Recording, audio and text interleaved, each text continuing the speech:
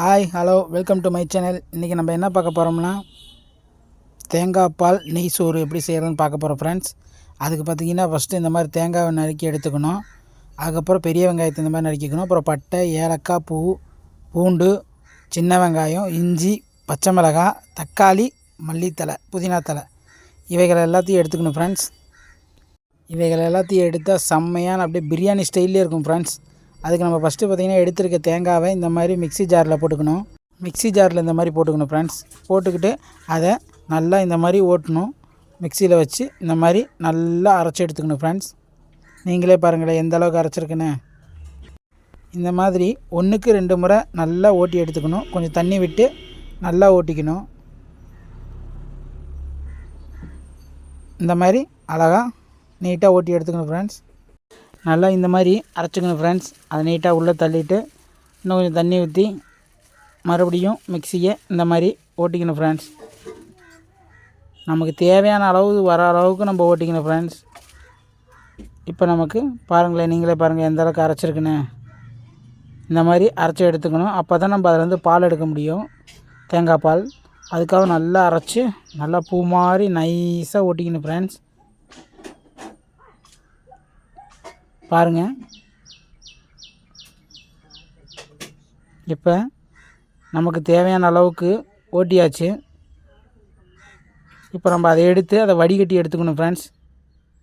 இந்த மாதிரி நீங்கள் வடிகட்டி அழகாக எடுத்துக்கலாம். நீட்டாக தேங்காயிலேருந்து பால் இந்த மாதிரி நீக்கி நீட்டாக எடுத்துக்கணும் ஃப்ரெண்ட்ஸ்.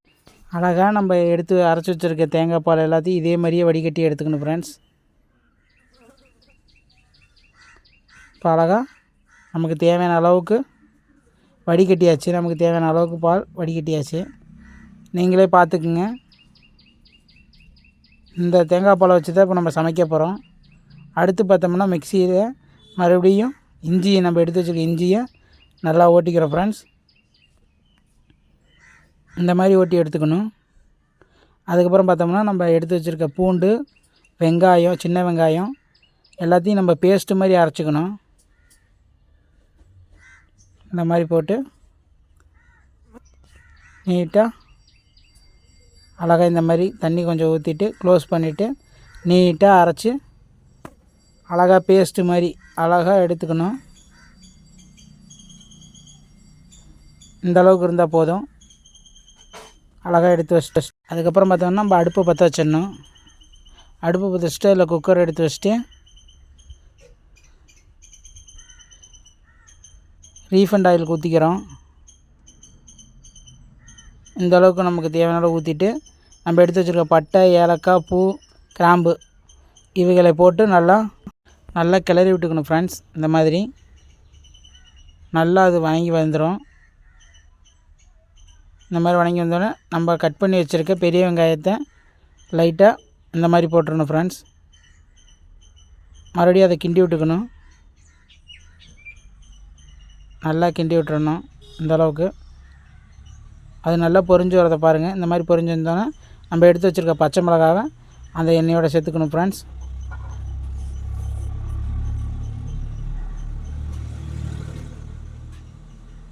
அதுக்கப்புறம் பார்த்தோம்னா நம்ம அரைச்சி வச்சுருக்க சின்ன வெங்காயம், பூண்டு அந்த பேஸ்ட்டை இதில் சேர்த்துக்கணும் ஃப்ரெண்ட்ஸ்.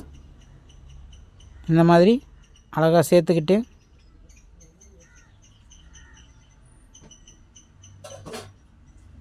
இந்த மாதிரி சேர்த்துக்கிட்டு நல்லா கிளறி விட்டுக்கணும். அடி பிடிச்சிடக்கூடாது. நல்லா கிளறி விட்டு அதுக்கடுத்து நம்ம பார்த்தோம்னா இப்போ அடுத்து நம்ம வச்சுருக்க தக்காளி, கட் பண்ணி வச்சுருக்க தக்காளியை இந்த மாதிரி அதில் சேர்த்துக்கணும் ஃப்ரெண்ட்ஸ். தக்காளி நல்லா பச்சை வடை போகிற அளவுக்கு நல்லா வணக்கி விட்டுக்கணும். இந்த மாதிரி கரண்டியை வச்சு நல்லா நம்ம இந்த மாதிரி திருப்பி விட்டுக்கணும். நல்லா கிண்டி விட்டுக்கணும். இந்த மாதிரி நல்லா திருப்பி விட்டு கிண்டிக்கணும் ஃப்ரெண்ட்ஸ். நல்லா பச்சை வடை போகிற அளவுக்கு நல்லா வணங்கி வர அளவுக்கு நல்லா கிண்டி விட்டுட்டு மல்லி, புதினா தலை கொஞ்சம் ஆட் பண்ணிக்கணும் ஃப்ரெண்ட்ஸ். இந்த மாதிரி நீங்களும் ஆட் பண்ணிக்கோங்க. இந்த மாதிரி அழகாக நல்லா வதங்கி வர வைக்க விட்டுக்கணும் ஃப்ரெண்ட்ஸ்.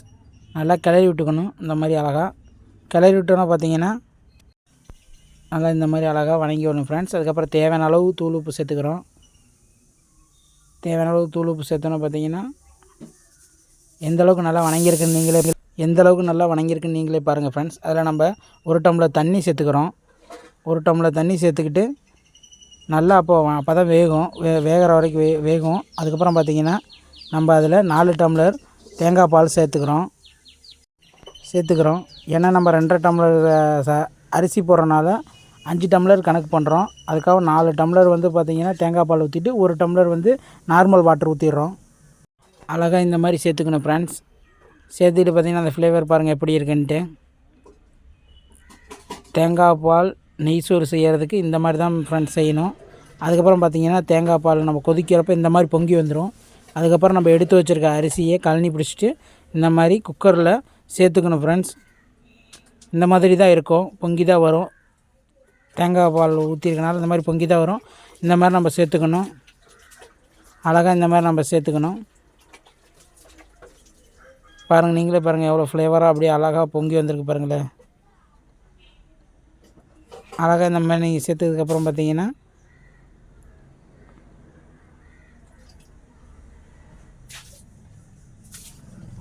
அது லைட்டாக கொதி வருது பாருங்கள். இப்போ நம்ம வந்து குக்கரை க்ளோஸ் பண்ணிடணும். இந்த மாதிரி குக்கரை நீங்கள் க்ளோஸ் பண்ணிட்டு அது விசில் வர வரைக்கும் வெயிட் பண்ணாமல் நீங்கள் சட்டியை வச்சு அதில் நெய் விட்டு இந்த மாதிரி நெய் விட்டு அந்த நெய் அழகாக அப்படியே உருகி அழகாக எண்ணெய் மாதிரி வந்ததுக்கப்புறம் பார்த்திங்கன்னா நம்ம எடுத்து வச்சுருக்க முந்திரியை அழகாக அதில் போட்டு நல்லா பொன்னிறமாக வறுத்து எடுத்துக்கணும் ஃப்ரெண்ட்ஸ். அழகாக இந்த மாதிரி அழகாக அப்படி பொரித்து அழகாக எடுக்கணும் ஃப்ரெண்ட்ஸ். கருக விட்டுறக்கூடாது. சிம்லேயே வச்சுக்கணும். அடுப்பை வச்சுட்டு அழகாக பொரித்து எடுத்ததுக்கப்புறம் பார்த்திங்கன்னா நம்ம குக்கர்லேருந்து சாப்பாடை இந்த மாதிரி ஓப்பன் பண்ணணும். ஓப்பன் பண்ணிங்கன்னா செம்மையாக டேஸ்ட்டான தேங்காய் பால் நெய் சோறு ரெடி ஆகிடுச்சு ஃப்ரெண்ட்ஸ். அதை இந்த மாதிரி கிண்டி விட்டுட்டு நம்ம நெய்யில் பொரித்த அந்த முந்திரியை அழகாக இந்த மாதிரி மேலால் நெய்யை அப்படியே மேலால் சுற்றி ஊற்றி விட்டுட்டு மல்லித்தலை போட்டு எடுத்தால் டேஸ்ட்டான சுவையான தேங்காய் பால் நெய் சோறு ரெடி ஃப்ரெண்ட்ஸ். தேங்க்யூ ஃபார் வாட்சிங். Tamim lovely. நம்ம சேனலை சப்ஸ்கிரைப் பண்ணுங்கள், லைக் பண்ணுங்கள், ஷேர் பண்ணுங்கள். தேங்க்யூ ஃபார் வாட்சிங். இந்த மாதிரி சாப்பாடு உங்களுக்கு பிடிச்சிருக்கா ஃப்ரெண்ட்ஸ்? செஞ்சு பார்த்துட்டு சொல்லுங்கள் ஃப்ரெண்ட்ஸ்.